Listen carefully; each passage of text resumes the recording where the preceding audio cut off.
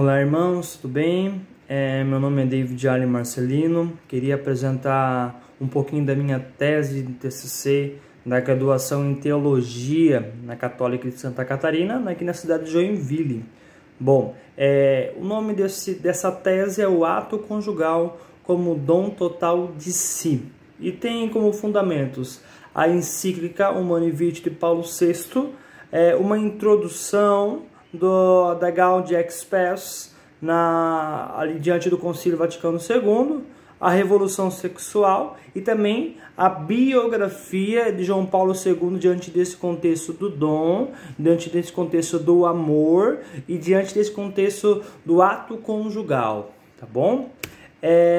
Diante daquilo que vamos apresentar, primeiramente, esse trabalho ele foi desenvolvido nessa introdução de passar um pouquinho aos casais cristãos que acham que talvez não precisam de um fundamento diante do sacramento do matrimônio. E existem muitos fundamentos do que a igreja ela é riquíssima diante, mas a gente percebe uma pouca catequese diante desse grande sacramento, porque até pouco tempo atrás era mais ou menos uma semana ou um dia de preparação em um retiro, e depois dessa semana você já ganhava o certificado e a pessoa já saía dali, mas sem entender realmente o que é o sacramento, o que a igreja quer falar. E foi mais ou menos nessa questão que eu quis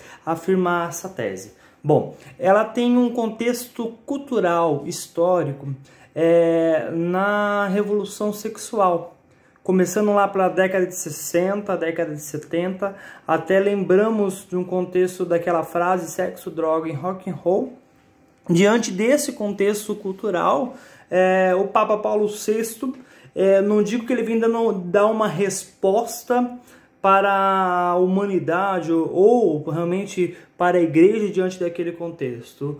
Papa Paulo VI ele vai começar a colocar diante dessa carta Humanae Vitae contextos antiabortistas, o contexto do controle de natalidade, bastante contextos que geraram um pouquinho polêmica, tanto em um ambiente teológico da igreja cristã, tanto um ambiente fora também, né?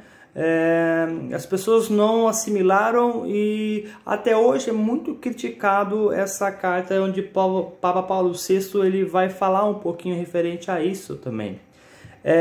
Diante desse contexto, vindo do contexto cultural na Revolução Sexual, temos a carta Humanae Vitae, e diante dessa carta Humanae Vitae nós temos um processo de papado de Papa Paulo VI até o principal contexto que eu quero falar um pouquinho nessa minha tese, que é baseado no autor João Paulo II, né? Então, de Papa Paulo VI até João Paulo II existem alguns papados, existe uma história até que esse conceito seja falado para nós, seja explicado para nós. Então, diante desse trabalho, eu também coloquei fundamentos bibliográficos de João Paulo II, contando desde onde ele nasceu, até o contexto que nasceu, a separação do pai, da mãe, dele mesmo, né? Diante dele na sua juventude, o que ele queria na sua juventude, depois como seminarista, e depois de seminarista indo para outro lugar, né? Tendo uma experiência com Deus e escolhendo o sacerdócio, sendo sacerdote, né? Depois de sacerdote, ele começa a ter alguns amigos também, né? E diante desses amigos, ele tem um carinho, né? Pelo Papa na época, e o João 23, ele vai morrer, né? João 23 morre, e temos João I, e o próprio, na sua biografia de João Paulo II, ele vai pregar, né, no conclave do anúncio do outro Papa, e desse anúncio já se cria uma amizade, onde diante desse contexto, a igreja já um tempo depois reconhece o trabalho de João Paulo II e coloca ele como arcebispo da Polônia. E diante desses trabalhos pastorais que João Paulo vai trabalhar, ele trabalha muito bem. Em todas as quarta-feiras ele tinha suas catequeses, né, que hoje é chamado, reunido nessas catequeses, chamado Teologia do Corpo.